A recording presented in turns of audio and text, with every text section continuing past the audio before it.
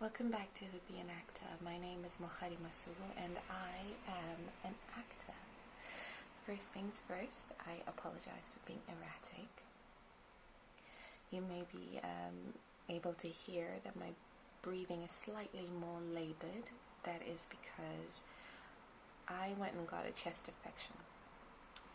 As in, I literally went and I was at a work event, schmoozing, doing the thing that, you know, we have to do.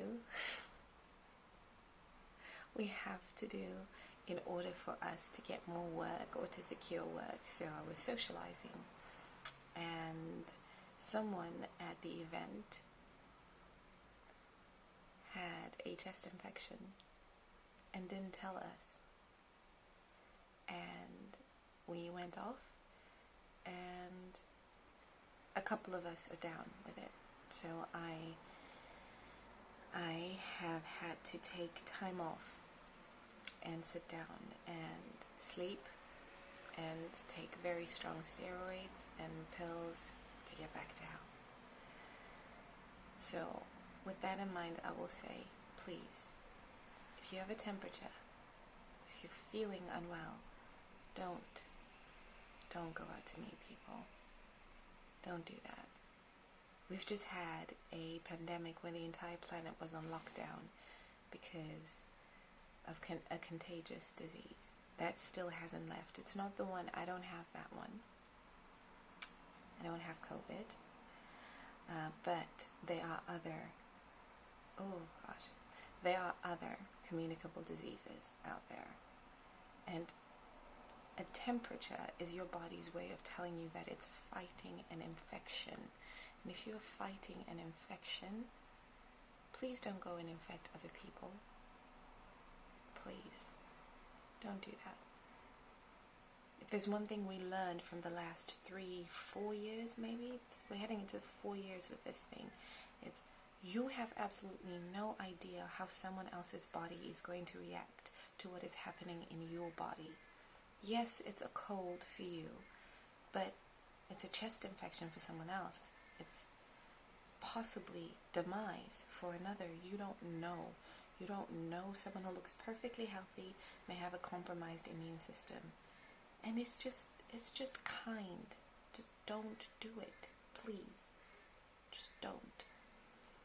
So, oh, sorry, this is the longest I've spoken in over a week. So, we're here. What's been happening? Well, I was, as you know, in As You Like It with the RSC. That was amazing. It was a production by Omar Ilarian, and his concept was to have the same story, but people of advanced years, and watching them fall in love on stage every day was reassuring. We have this obsession with getting things done by a certain time, and we get into our heads about being on a schedule. Like, if I haven't done this by this age, if I haven't achieved this by this age, if I haven't had this by this age, I've failed. It's never going to happen for me. It's happening for the other person. My friend has it, and I don't have it. I'm not doing enough.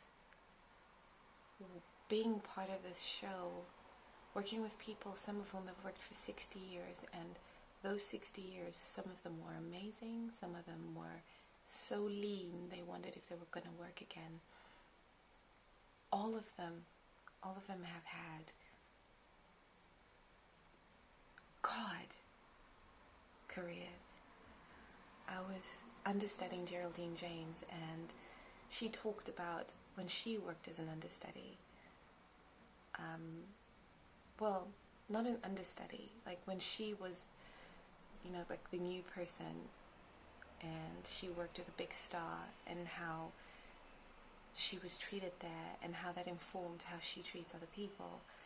And we spoke about trying to remember lines and trying to find the character, and I'm so sorry about the hum. I live in London, and there's equipment overheating as well. So the combination of outside noise and inside noise is going to be super intense, and my voice, I have to modulate it so I can keep talking to you, because otherwise I'll cough. I'm so sorry.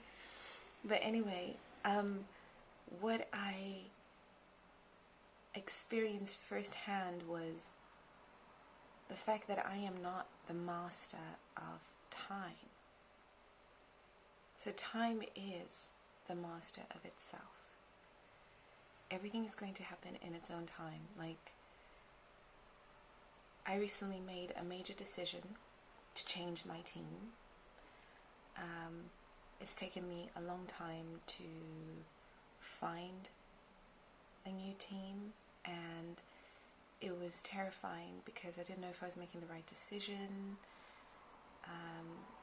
And I've been with them for a long time. I've been with them since I graduated, and I felt like I was betraying them, and I wasn't sure if the vibe I was getting was the vibe I was getting.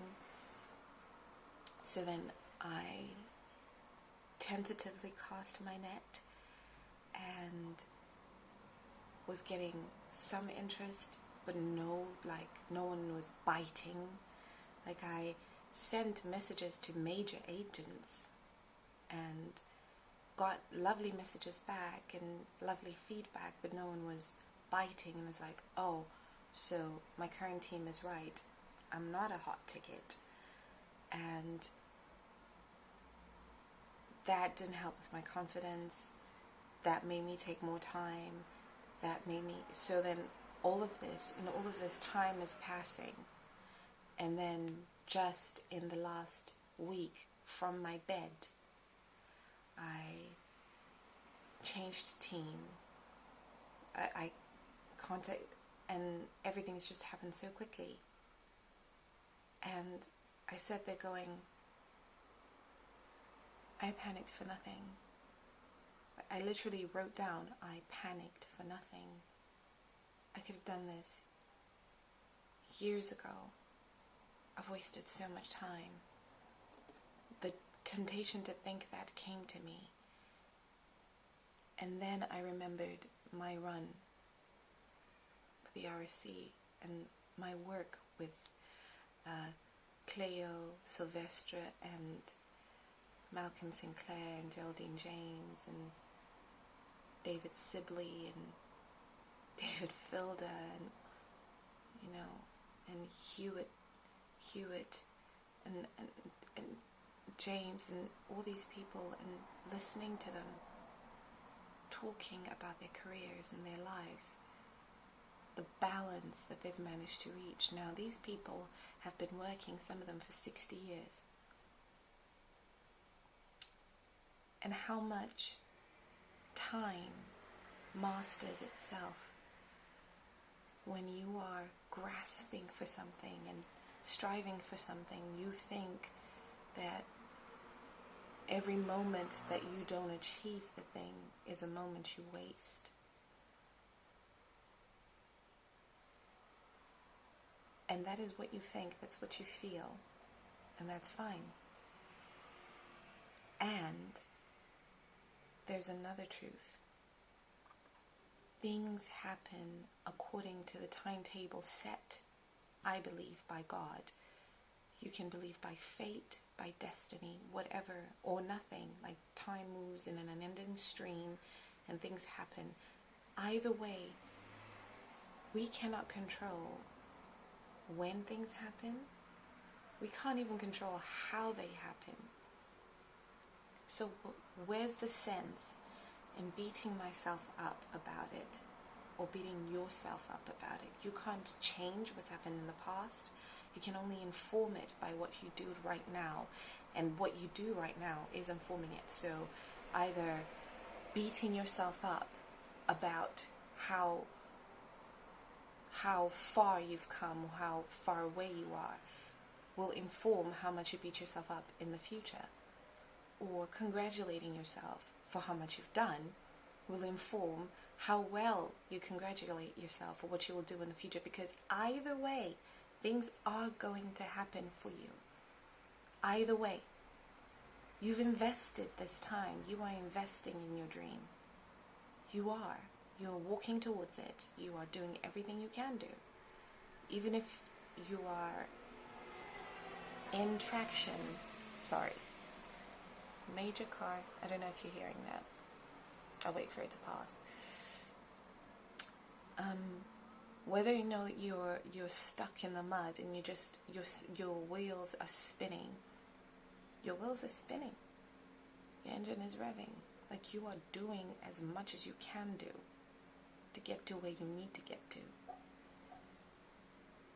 How you respond to you now determines how you will respond to yourself in the future. Stop kicking yourself. Because you're going to kick yourself for kicking yourself in the future. Don't do that. Don't do that. I'm paused to breathe. God. I am waiting for the next opportunity. I'm also auditioning for something else. I'm speaking with someone about an opportunity to work with them, trying to generate work for myself. I've recently picked up my laptop again to finish editing my novel. I received advice from a published playwright about finding a literary agent. And that advice was encouraging and discouraging, because it was encouraging as in I'm actually at the right phase for doing that. And then discouraging because it's like, actually a lot of people who find themselves literary agents find them once they don't need them. So you're generating work for yourself. Why then do I need? So sort of blah. But either way, I'm in time. So I say all of that to say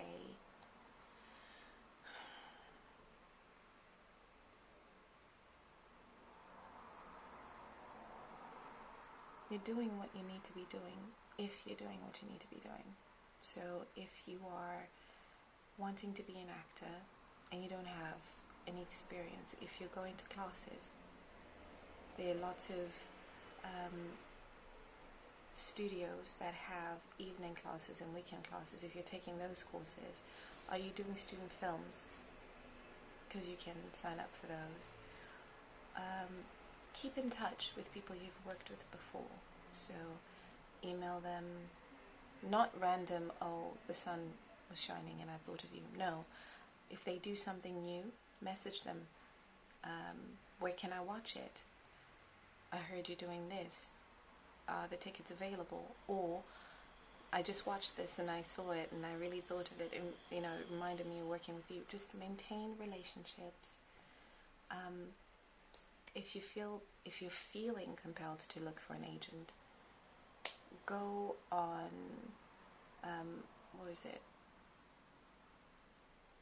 go on the IMDb or the spotlight of the person whose work you admire.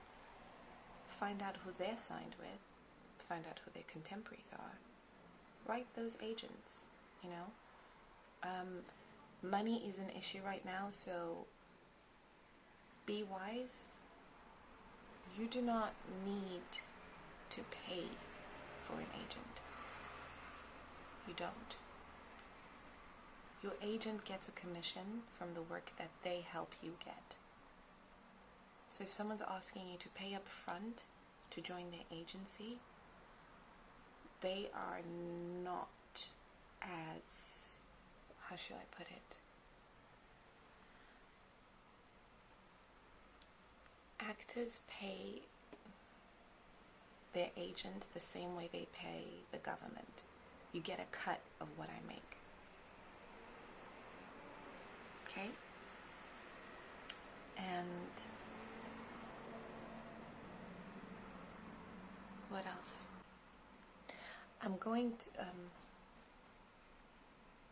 I'm going to do another video exploring my journey of finding new representation. It took me a very long time. So for some people it'll take you a short amount of time, for some people it might take you a long time. If it does, I'm one of those. We all have different personalities. You need to accept who you are in order for you to thrive.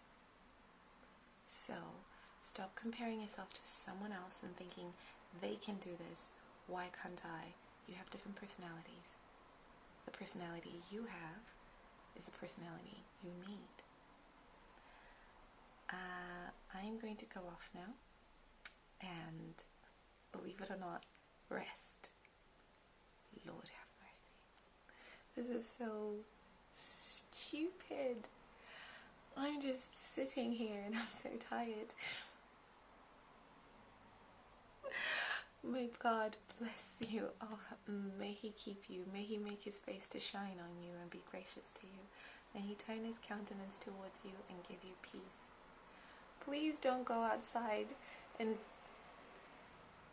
infect people if you're sick. Don't do that. That's not nice. Just don't. I love you. I'll see you next time. Bye.